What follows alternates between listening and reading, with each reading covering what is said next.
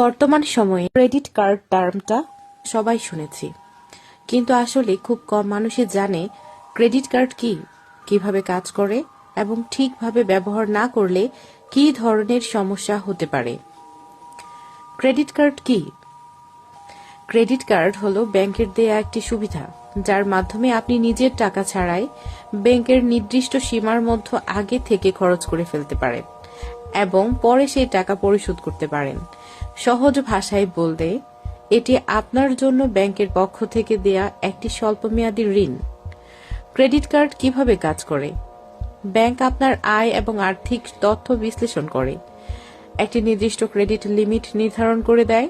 এই লিমিটের মধ্যে আপনি যত খরচ করবেন, মাস শেষে তার একটি বিল তৈরি হবে, যাকে বলা হয় বিলিং সাইকেল। নির্দিষ্ট সময়ের মধ্যে আপনি যদি পুরো বিল পরিশোধ করতে পারেন, তাহলে কোনো সুদ দিতে হয় না। সময় মতো বিল না দিলে কি হয়? অনেকেই এখানে ভুল করেন। যদি আপনি পুরো বিল পরিশোধ না করেন, তাহলে ব্যাংক সুদ এবং লেট ফি যোগ করে। এভাবে অজান্তেই অনেক মানুষ ঋণের চাপে পড়ে যান। ক্রেডিট স্কোর কেন গুরুত্বপূর্ণ? ক্রেডিট স্কোর হলো আপনার আর্থিক বিশ্বাসযোগ্যতার প্রমাণ।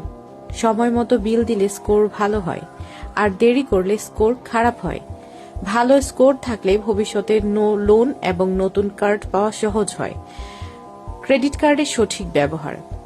সঠিকভাবে ব্যবহার করলে ক্রেডিট কার্ড হতে পারে জরুরি সময়ের সবচেয়ে বড় সহায়, কিন্তু ভুল ব্যবহারে এটাই হয়ে উঠতে পারে বড় একটি আর্থিক বোঝা।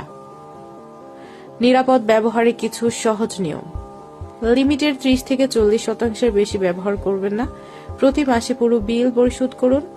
নিজের কার্ড ওটিপি তথ্য গোপন রাখুন।